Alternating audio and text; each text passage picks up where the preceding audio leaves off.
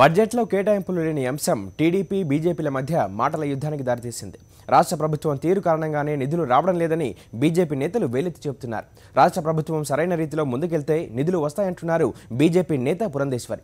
Polavaram project విషయంలో కొన్ని సందేహాలను తీర్చాల్సిన అవసరం ఉందని పరోక్షంగా రాష్ట్ర ప్రభుత్వాన్ని ఉద్దేశించి ఆమె అన్నారు.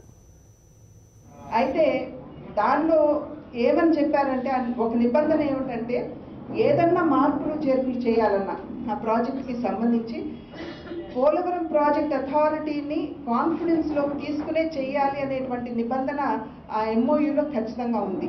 అంటే ఇవాళ పోలవరం ప్రాజెక్ట్ నిర్మాణానికి సంబంధించినటువంటి అంచనా ఏదైతే 16,000 కోట్లుగా ఉండేదో దాన్ని ఇవాళ 32,000 కోట్లకి పెంచినటువంటి సందర్భంలో పోలవరం అథారిటీని ఎందుకు కాన్ఫిడెన్స్ లోకి తీసుకోలేదు ఈ అంచనా పెంచేటప్పుడు అనేటువంటి ఒక డౌట్ని కేంద్ర ప్రభుత్వం రేజ్ చేయడం జరిగింది.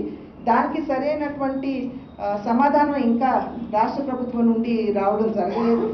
అదేవిధంగా వారు పోలవరం ప్రాజెక్ట్ నిర్మాణానికి సంబంధించి గుప్తంగా మాకు 2,300 పైచిలుకు కోట్ల రూపాయలు వ్యయం అయ్యింది, వాటిని రీయింబర్స్ చేయండి అని చెప్పి కేంద్ర ప్రభుత్వానికి బిల్ పంపించడం, అంటే కేంద్ర ప్రభుత్వం దృష్టికి తీసుకురావడం జరిగింది.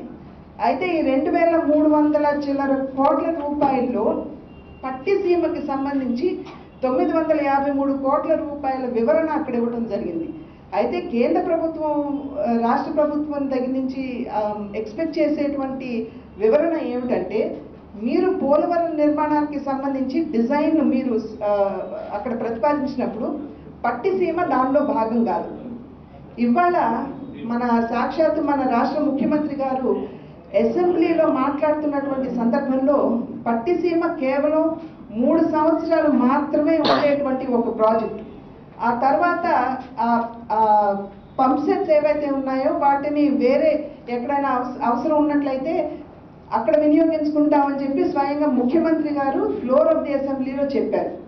కనుక ఒక టెంపరీ ప్రాజెక్ట్ని అసలు పోలవరం ప్రాజెక్ట్లో డిజైన్లో భాగంగా లేనటువంటి పట్టిసీమని ఇవాళ మీరు ఎలా చేర్చారు దాని మీద వివరణ ఇవ్వండి అని చెప్పి రాష్ట్ర ప్రభుత్వాన్ని అడగడం జరిగింది.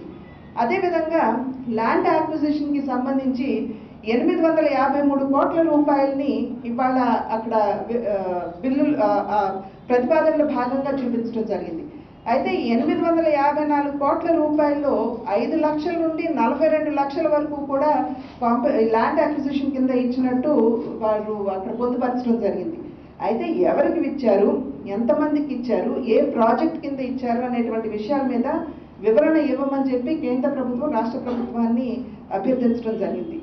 దీనికి తోడు 183 కోట్ల రూపాయలని రీహాబిలిటేషన్ ప్యాకేజ్ కింద మేము రైతులకు ఇచ్చామని చెప్పి చెప్తున్నటువంటి సందర్భంలో ఎంతమంది రైతులకు ఇచ్చారు, ఎవరికి ఇచ్చారు అనేటువంటి విషయాలపై వివరణ కోసం రాష్ట్ర ప్రభుత్వాన్ని కేంద్ర ప్రభుత్వం అడగడం జరిగింది. కనుక ఈ వివరణలన్నీ ఎప్పుడైతే కేంద్ర ప్రభుత్వం దృష్టికి తీసుకుని వస్తారో, వివరంగా వీటి మీద ఎప్పుడైతే ఒక క్లారిటీ రాష్ట్ర ప్రభుత్వం కేంద్ర ప్రభుత్వానికి ఇస్తుందో ఖచ్చితంగా రీయింబర్స్మెంట్ ఏదైతే చేయాలో ఇందాక మనం అనుకున్నట్టుగా రాష్ట్ర ప్రభుత్వం చేపడుతుంది.